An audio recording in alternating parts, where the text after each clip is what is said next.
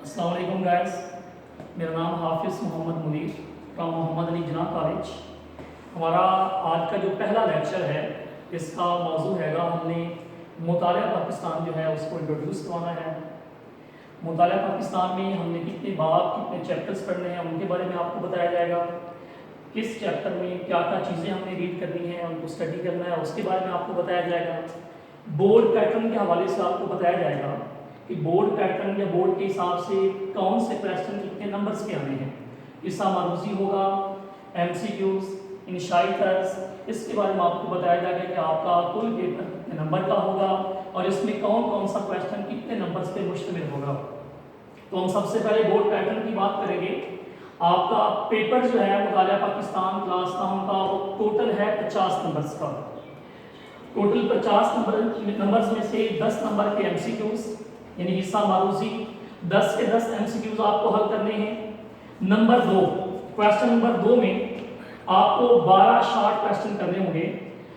2 हिस्से होंगे और दोनों हिस्सों में से आपको 9 शॉर्ट क्वेश्चन दिए जाएंगे, जिसमें से आपने 6 शॉर्ट क्वेश्चन करने हैं और टोटल आपके 24 नंबर का ये दूसरा क्वेश्चन होगा। और तीसरा क्वेश्चन आपका होगा इंशाई तर्ज 16 नंबर्स का। अब इस इंशाई तर्ज में आपको 3 लॉन्ग क्वेश्चन दिए जाएंगे। इन 3 लॉन्ग क्वेश्चन में से एक की आपको चॉइस होगी और 8 नंबर के 2 लॉन्ग क्वेश्चन जो हैं वो आप हल करेंगे। ये तो है बेटा आपका बोर्ड पैटर्न। 50 नंबर में से 10 का हिस्सा मारूजी, 24 के शॉर्ट क्वेश्चन और 16 का लॉन्ग हिस्सा आपने इंशाई तर्ज इसमें से करना है। नेक्स्ट हम बात करेंगे अपने कुल चैप्टर्स की या अपने कुल बाब की। ये मुतालिया पाकिस्तान क्लास नाउन जो है उसमें आपने कौन कौन से चैप्टर्स का मुतालिया करना है। इसमें नंबर 1 हमारा पहला चैप्टर जो है वो है पाकिस्तान की नजरियाती असास। इसमें आपने पाकिस्तान के बारे में, पाकिस्तान की बुनियाद, पाकिस्तान की बेस, उसके बारे में पढ़ना है।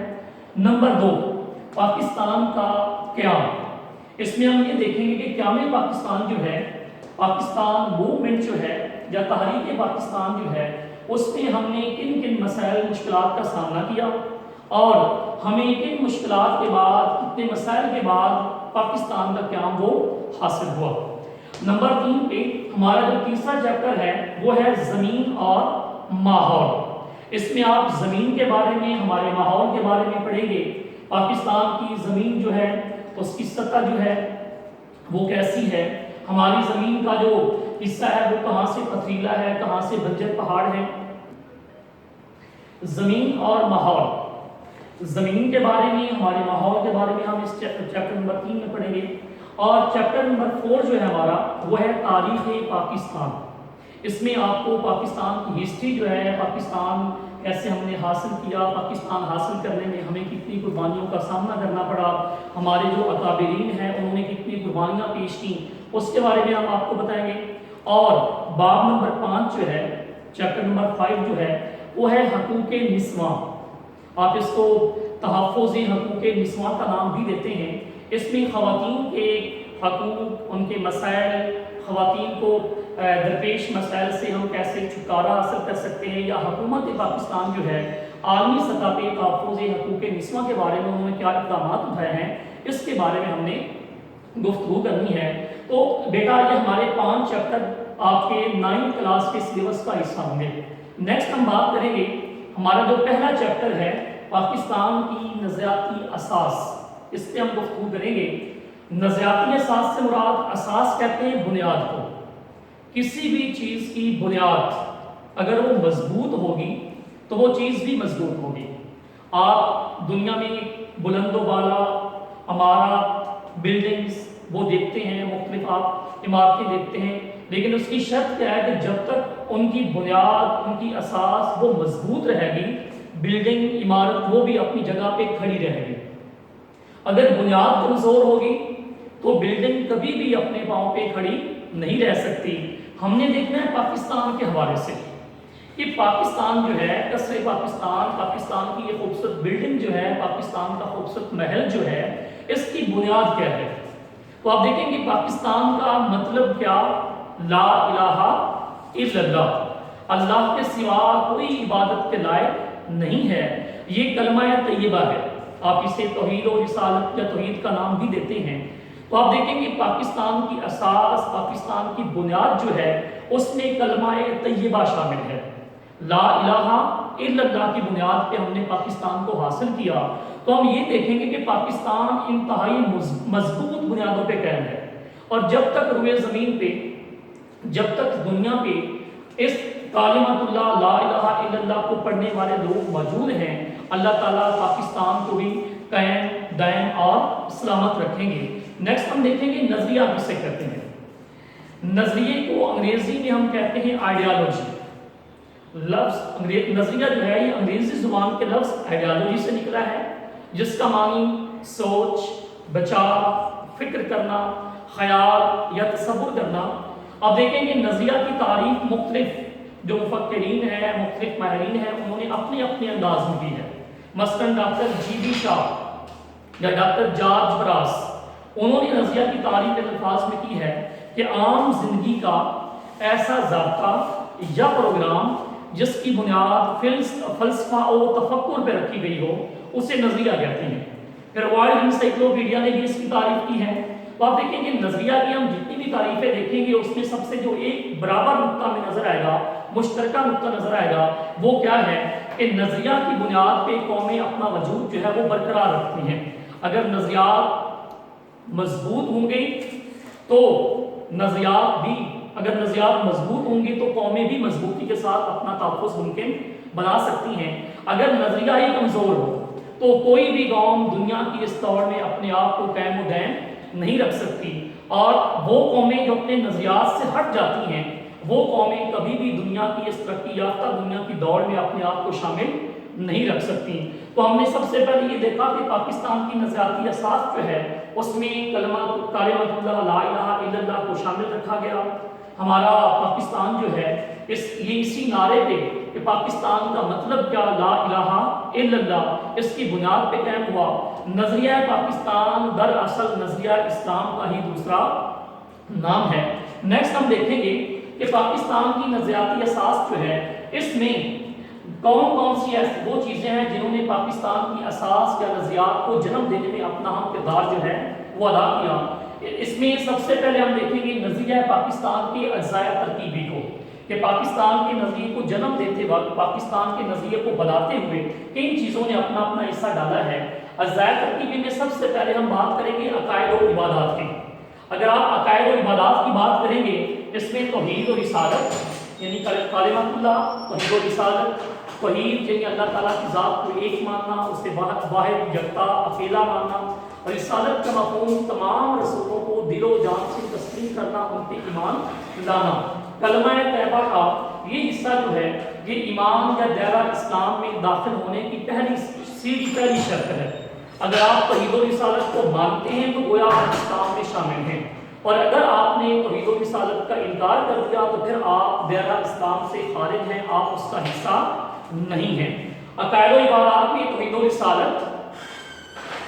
رسالت کے بعد پھر آپ دیکھیں نماز، الصلاۃ معراج المؤمنین، نماز مومن کی معراج ہے، اور اللہ تعالیٰ نے قرآن پاک میں تقریباً 750 مقامات پہ نماز قائم کرنے کا ہمیں حکم دیا ہے۔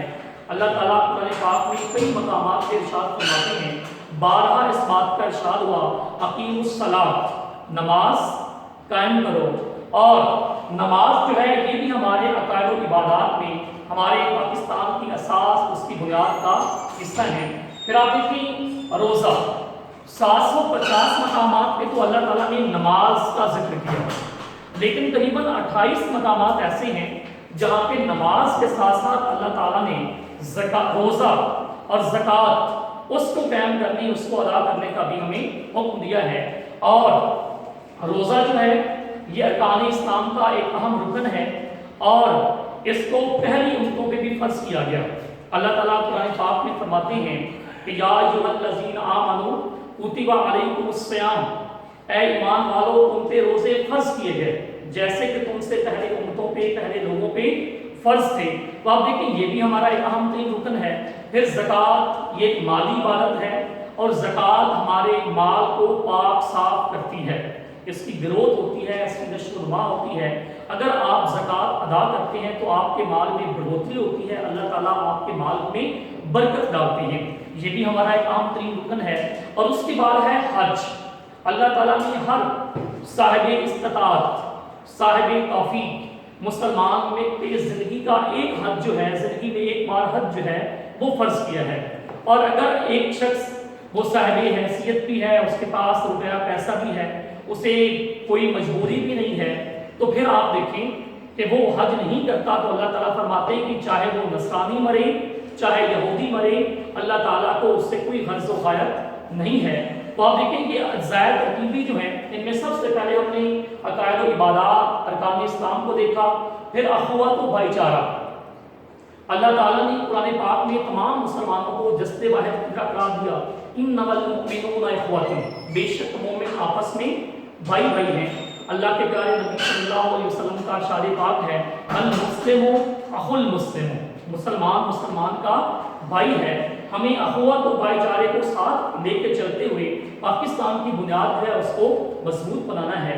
پھر آپ دیکھیں حقوق کا تحفظ، قرآن پاک میں ایک دوسرے کے حقوق کے تحفظ کا ہمیں انتہائی زور دے کر حکم دیا گیا ہے، اور حدیث پاک کے الفاظ کے مطابق بھی اگر آپ ایک دوسرے کے حقوق و فرائض کا خیال نہیں رکھتے تو آپ مومن نہیں ہو سکتے۔ پھر آپ دیکھیں مساوات اور عدل و انصاف، مساوات میں برابری۔ اللہ تعالیٰ نے تمام انسانوں کو ایک ماں اور ایک باپ سے پیدا کیا۔ حضرت آدم علیہ السلام اور حضرت اماں حوا سلام اللہ علیہا وہ تمام نسل بنی آدم کے ماں اور باپ ہیں، اور اس لحاظ سے اللہ تعالیٰ نے تمام انسانوں کو برابر درجہ دیا ہے۔ اور اللہ تعالیٰ کے پیارے نبی صلی اللہ علیہ وسلم نے خطبہ حجۃ الوداع کے موقع پہ اس بات کی وضاحت کیسے کی کہ کسی عربی کو عجمی پہ اور کسی عجمی کو عربی پہ، کسی کالے کو گورے پہ اور کسی گورے کو کالے پہ کوئی فوقیت حاصل نہیں ہے۔ ہاں اللہ کا نزدیک تم میں سے بہتر وہ ہے جو متقی اور پرہیزگار ہے۔ ان اکرمکم عند اللہ اتقاکم، بے شک اللہ کے نزدیک تم میں سے وہی بہتر ہے جو تم میں سے پرہیزگار اور اللہ سے ڈرنے والا ہے۔ اور عدل و انصاف، اللہ تعالیٰ قرآن پاک میں ارشاد فرماتے ہیں، ان اللہ یأمر بالعدل والاحسان، کہ بے شک اللہ تمہیں عدل اور احسان کرنے کا حکم دیتے ہیں۔ تو اگر آپ لوگوں میں عدل و انصاف، عدل و احسان کا رویہ رکھیں گے، عدل کرنے کا حکم دیں گے، تو اس سے معاشرہ جو ہے وہ ایک بہترین معاشرے کی عملی تصویر جو ہے وہ بن سکتا ہے۔ ان تمام چیزوں کو سامنے رکھتے ہوئے اب ہمیں اس بات کی وضاحت ہو جاتی ہے کہ ہم نے پاکستان کیوں حاصل کیا تھا۔ آپ لوگ جانتے ہیں کہ پاکستان دنیا کے کل ممالک کی تعداد 257 ہے، جن میں سے تقریباً 57 ممالک ہیں وہ اسلامی ہیں، اور باقی سارے کے سارے ممالک میں وہ غیر مسلم ہیں، وہ اسلامی نہیں ہیں۔ اب دنیا کے 257 ممالک میں سے پاکستان ایک واحد ملک ہے جو ایک ٹھوس نظریے کی بنیاد پہ قائم ہوا، اور وہ ٹھوس نظریہ، وہ نظریہ پاکستان دراصل نظریہ اسلام ہی ہے۔ ہم نظریہ پاکستان کو ہی نظریہ اسلام یا نظریہ پاکستان کا نام دیتے ہیں۔ اس سے ہمیں یہ پتہ چلتا ہے کہ پاکستان کی بنیاد جو ہے وہ لا الہ الا اللہ پہ قائم ہے، اور اللہ تعالیٰ کی طرف سے ہم پہ یہ عظیم نعمت خداوندی جو ہے، پاکستان کا قیام جو ہے وہ ہمارے لیے کسی نعمت عظمیٰ سے کم نہیں ہے۔ اللہ تعالیٰ نے ہمیں 27 رمضان المبارک، جمعۃ المبارک کا بابرکت دن، اور 14 اگست 1947 کو اس نعمت عظمیٰ سے نوازا۔ تو ہمیں چاہیے کہ ہم ایسا ماحول پیدا کرنے کی کوشش کریں جس میں ان تمام چیزوں کو جن کی بدولت ہم نے پاکستان حاصل کیا تھا ان کو یہاں پہ اپنانے کی وہ تمام اصول و ضوابط اور قوانین یہاں پہ نافذ کرنے کی کوشش وہ ممکن بنا سکیں۔ تو ہمارا جو پہلا لیکچر تھا اس میں سب سے پہلے ہم نے بورڈ پیٹرن کو دیکھا کہ آپ کا کل جو پیپر ہے وہ کتنے مارکس کا ہوگا، کتنے نمبرز کا ہوگا۔ 50 نمبر آئیں گے، حصہ معروضی میں 10 نمبر، حصہ جو انشائیہ ہے اس میں MCQs 24 نمبر کے، اور لانگ کویسچن میں 8 نمبر کے 2 لانگ کویسچن کریں گے۔ پھر ہم نے پاکستان کے نظریاتی اساس کے علاوہ جو ہمارے تمام چیپٹرز ہیں، باب ہیں، ان کو دیکھا، کس چیپٹر میں کس باب میں ہم نے کس چیز کو دیکھنا ہے، اور پھر ہم نے دیکھا کہ نظریہ جو ہے اس کی بنیاد، اس کی اہمیت کیا ہے۔